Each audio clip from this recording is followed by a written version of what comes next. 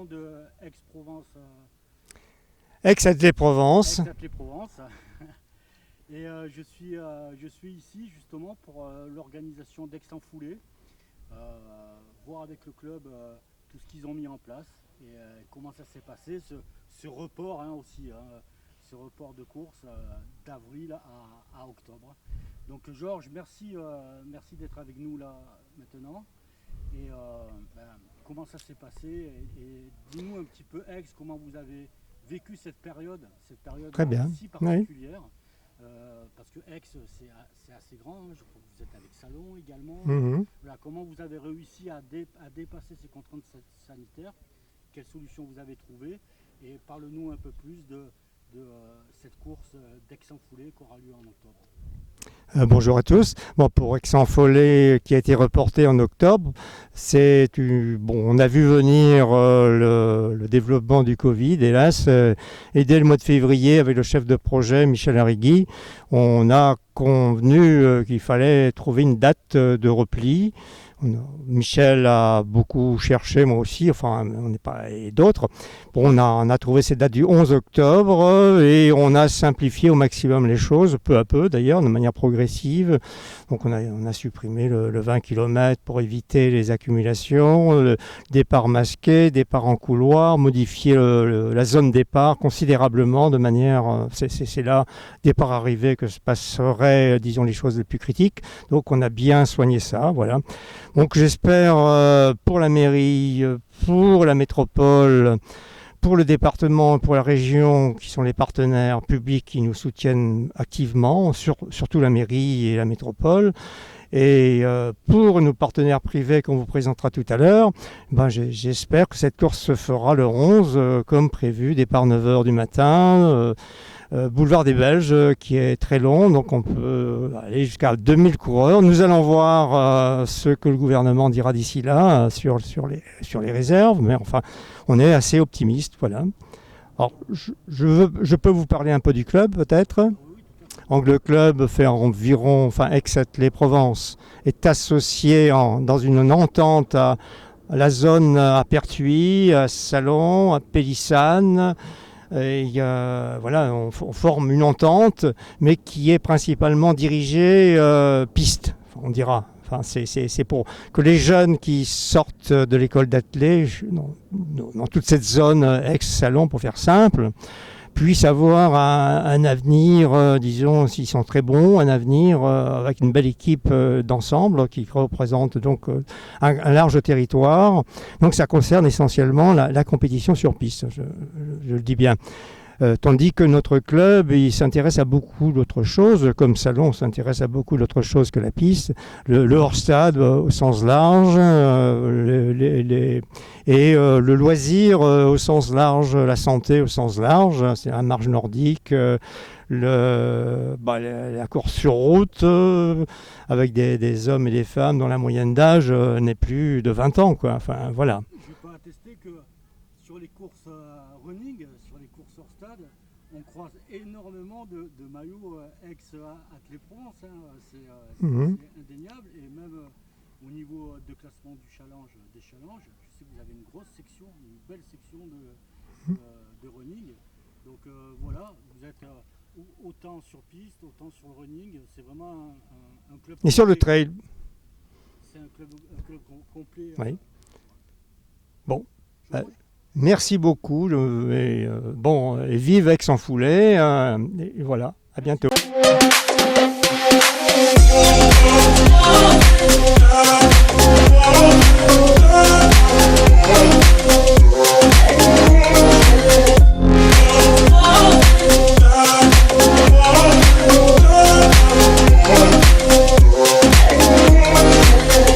L'organisation d'Aix en foulée. Et Michel Arrigui, qui est chef de projet justement sur cette course, chef de projet Aix en foulée, va bien vouloir nous donner quelques petites organisations techniques, qu'est-ce qu'ils ont modifié, qu'est-ce qu'ils ont dû faire pour répondre aux contraintes sanitaires. Et nous, on est très très heureux de voir un club qui vraiment fait tout ce qui est en son pouvoir pour pouvoir quand même produire une belle organisation et une belle course. Donc Michel, je sais que c'est des périodes difficiles, c'est des moments difficiles là. Aix était prévu plus tôt dans la saison, vous l'avez mis, vous avez réussi à la reporter et à la programmer ici, maintenant, en octobre. Donc parle-nous un petit peu de cette année, comment vous avez subi ce report et cette annulation, et qu'est-ce que vous avez mis en place pour pouvoir organiser cette course reportée, et comment vous avez répondu à toutes ces contraintes sanitaires. Tout d'abord, bonjour. Aix-en-Foulée, initialement, devait se dérouler le 19 avril 2020. Bon, suite à la crise sanitaire, nous avons trouvé une date qui est le 11 octobre. Et pour cela, je dois remercier la municipalité d'Aix-en-Provence qui nous a suivis, qui nous a aidés et qui à ce jour, aujourd'hui, soutient encore notre course, notre projet. Au niveau de l'organisation, nous nous sommes pliés aux préconisations de la FFA. La première chose que nous avons voulu, c'est surtout protéger la santé du coureur. Donc c'est pour ça que nous avons supprimé le 20 km, qui était assez compliqué à organiser, et nous avons reporté tous nos efforts sur le 5 et le 10 km. 5 et 10 km qui sera tout de même ouvert aux handisports. Une des principales modifications, c'est le départ qui a été modifié et qui s'est déplacé sur l'avenue des Belges. L'avenue des Belges étant plus large, ce qui va nous permettre de pouvoir mettre en place une distanciation physique d'1 mètre pour 1500 coureurs. Nous avons prévu une jauge à 1500 coureurs. Donc d'accord, donc initialement il y avait 3 épreuves de prévues. Il y avait un 5 km labellisé, un 10 km labellisé et un 20 km également. Donc d'après ce que je comprends, le 20 n'y est plus. Il n'est plus. Pour des mesures sanitaires en fait. Pour des mesures sanitaires, des contraintes très importantes pour organiser un 20 km, surtout au niveau des ravitaillements. Et donc vous arrivez à maintenir le 5 et le 10 toujours avec le label ou... Alors, nous avons demandé le retrait du label pour une simple raison que c'est très compliqué d'offrir un confort maximal à des coureurs qui viennent pour une qualif. Voilà, c'est très très compliqué. Courir 300 mètres avec le masque, remettre le masque... Il faut être honnête, ça ne favorise pas la grande performance. Nous, ce que nous voulons aujourd'hui, c'est que les gens puissent venir courir sur Aix-en-Provence. On va être la première épreuve depuis, on va dire, août 2019. On est la première course pédestre qui peut s'organiser sur Aix-en-Provence, le 11 octobre. Donc beaucoup d'attentes de la municipalité, beaucoup d'attentes des coureurs. Et bien sûr, nous sommes contents et nous allons essayer d'organiser cette manifestation. Alors dans la pratique, comment ça va se passer avec l'athlète?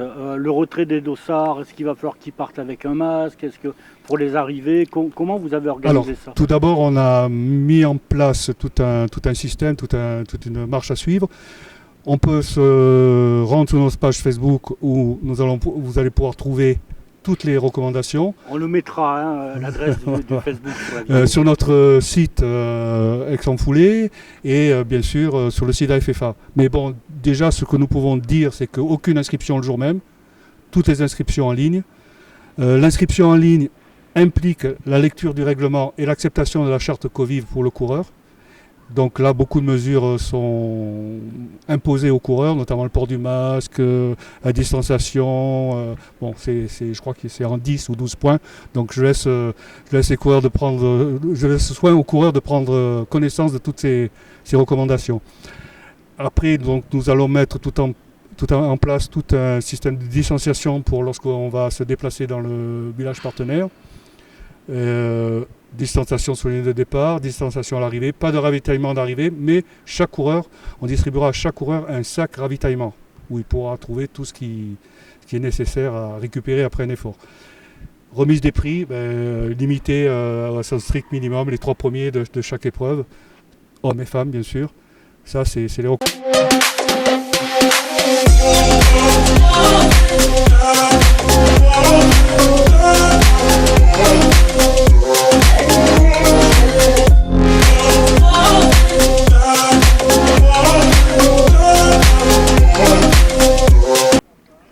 Pascal Emmanuelé, bonjour. Oui, bonjour. Alors là, je suis avec la coordinatrice événementielle d'Aix-Athlée-Provence et qui coordonne en fait plein d'événements sur sur Aix? 6 événements en fait. Donc on va commencer par le Cross de la Torse au mois de décembre, la Nordique Aixoise au mois de janvier. Ensuite on enchaîne sur Aix-en-Foulée qui était en fait au mois d'avril. Bon, vous savez tous que maintenant c'est au mois d'octobre, hein, le 10 et 11 octobre prochain. Le Trail de mi-mai qui reste mi-mai, la Nocturne de Puricard et l'Arbois du Rann. Ouais, il y a du pain sur la planche, comme on dit, hein, toute l'année. Oui, mais je me régale. Bon, très bien. Alors là, on est pour Aix-en-Foulée, hein, initialement prévu en avril, qui est maintenant programmé en octobre.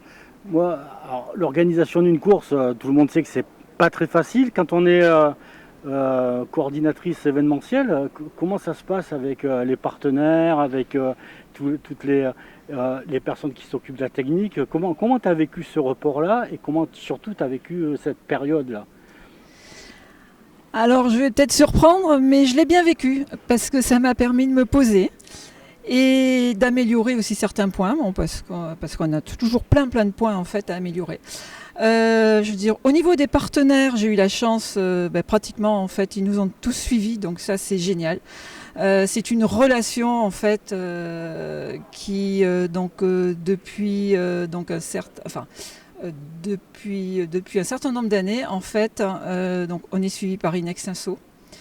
Qui est un grand partenaire, la CEPAC aussi, un grand partenaire, donc voilà, donc je pense que c'est grâce à la CEPAC aussi si on fait ce petit film. Entre autres. Et la Ligue d'athlétisme, bien évidemment, j'allais pas l'oublier. Et donc Endurance Shop et Brooks, hein, qui sont donc ensuite on a plein aussi d'autres partenaires, mais bon je ne les citerai pas tous parce que je vais peut-être me faire gronder. Il y aura l'affiche. Voilà, donc avec une belle affiche aussi qui a été mise à jour.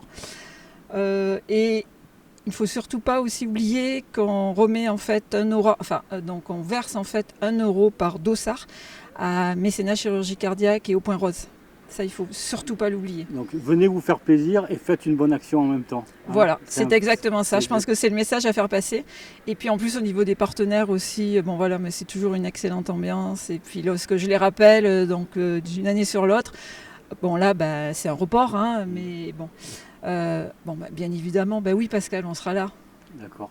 Bien sûr. C'est très précieux, on ne le croit pas toujours, on ne le sait pas toujours, mais d'avoir des partenaires comme ça, qui sont de vrais partenaires, qui vous suivent d'une année à l'autre, avec cette stabilité, malgré ce qu'on peut avoir aujourd'hui avec les contraintes sanitaires, avec les difficultés d'organisation, c'est un gros atout pour les organisateurs de courses hors stade. Quelque chose d'autre à rajouter, Pascal, ou Un immense merci aux bénévoles, puisque les bénévoles, sans eux, en fait, les événements, je veux dire, on n'est strictement rien. Là, en plus, on est en pleine crise donc, sanitaire, en crise économique aussi. Donc, les partenaires qui m'ont dit, mais oui, bien sûr, on sera là, c'est un effort aussi supplémentaire pour eux. Donc, ça aussi, je veux dire, il ne faut pas l'oublier. Un grand merci, en fait. Et puis, voilà. Et puis, je suis extrêmement heureuse de faire Aix-en-Foulée le 10 et 11 octobre et de nous donner rendez-vous le 10 et 11 octobre. Bon, un départ sur Avenue des Belges. Et puis voilà. Bon, il nous a dit tout ça, Michel, dans le détail. Bon, voilà. Un gros merci, Pascal. Un gros merci. Et puis rendez-vous au 11 octobre. 11 octobre. C'est ça. On sera présent. Au revoir. Merci Yves.